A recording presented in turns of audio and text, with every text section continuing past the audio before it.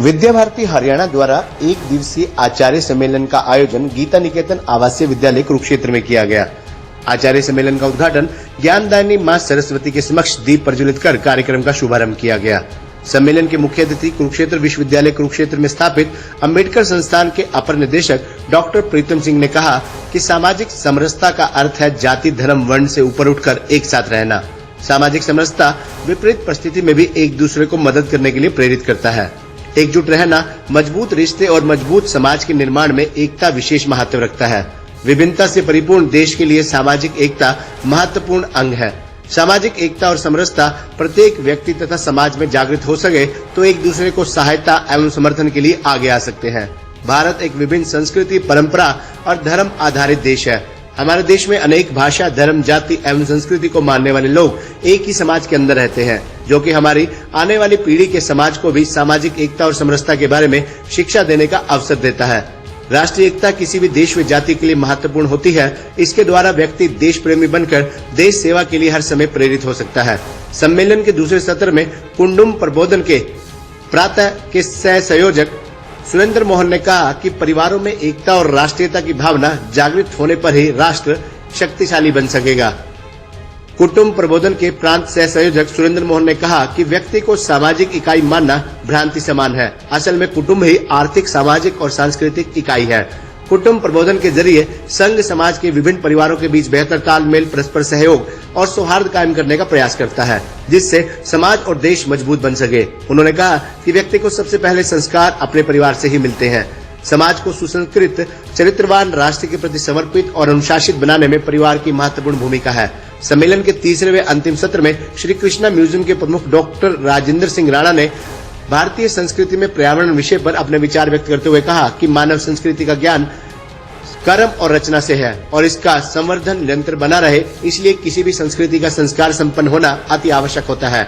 विश्व की प्राचीनतम संस्कृति भारतीय सनातन हिंदू संस्कृति में पर्यावरण को देवतुल्य स्थान दिया गया है। यही कारण है कि पर्यावरण के सभी अंगों जैसे जल, वायु, भूमि को देवताओं से जोड़ा गया है।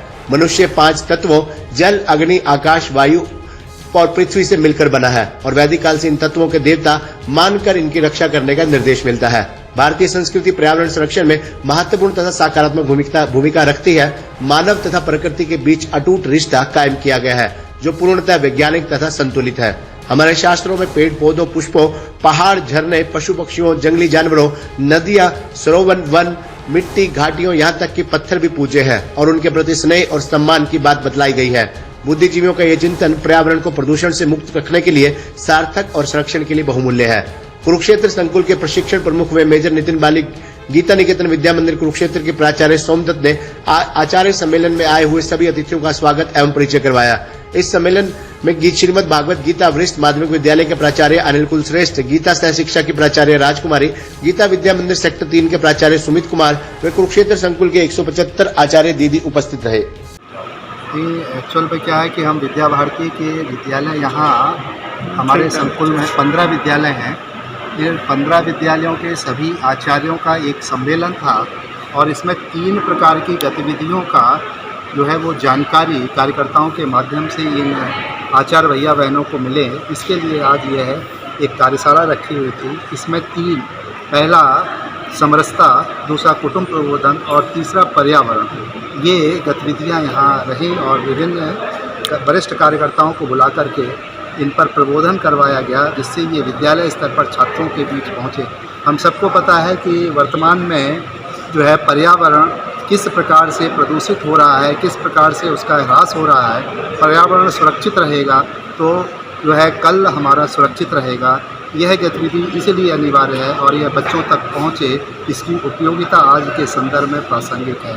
दूसरा जो कुटुंब प्रबोधन है, परिवारों में जिस प्रकार से विघटन हो रहा है, आपस में वार्तालाप नहीं, अनेक प्रकार की समस्याएं आ रही हैं समाज में, इसलिए कुटुंब प्रबोधन आवश्यक है।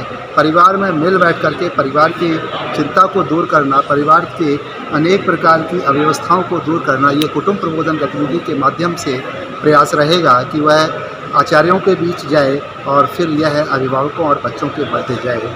दूसरा जो है, जिस प्रकार से समरसता समाज में विभिन्न जातियों में, विभिन्न वर्गों में बटा हुआ है, लोग ये छोटे हैं, ये बड़े हैं, इस कारण से समाज को अपनाते नहीं। आज भी इस प्रकार की विसंगति समाज में देखी जाती है।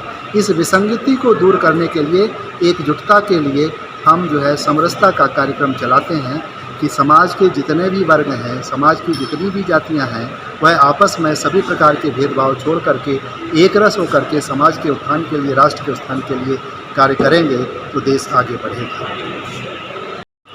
जैसा कि हम सब जानते हैं कि परिवार जो है राष्ट्र की सबसे छोटी और महत्व की इकाई होती है, और किसी राष्ट्र को अगर जानना है तो उस राष्ट्र के परिवारों के क्या चरित्र है, कैसा उनका संदेश है, सब लगे जानना जरूरी है। तो आज अपने को आवश्यकता है कि हम कुटुंब प्रबोधन के माध्यम से भारतवर्ष में जितने भी परिवार हैं उन परिवारों में जाकर और वहाँ पर छोटे छोटे ग्रुपों में अपनी बातचीत रखें। और जो हमारे आज से 60 वर्ष पहले जो हमारे भारतीय विचार होते थे उनमें अब कुछ कमी आई है, या हम कहें कि जैसे दर्पण धुंधला हो जाता है, उसमें साफ करके उसको दिखाने की जरूरत है। केवल हम स्मरण कराते हैं कि हम ऐसे करते आए हैं, हमारे बुजुर्गों ने किया है और हम भी ऐसा करें। ऐसा करने से हमारा परिवार भी सुदृढ़ होगा, संस्कारित होगा, समाज भी संस्कारवान होगा और हमारा राष्ट्र भी संस्कार होगा।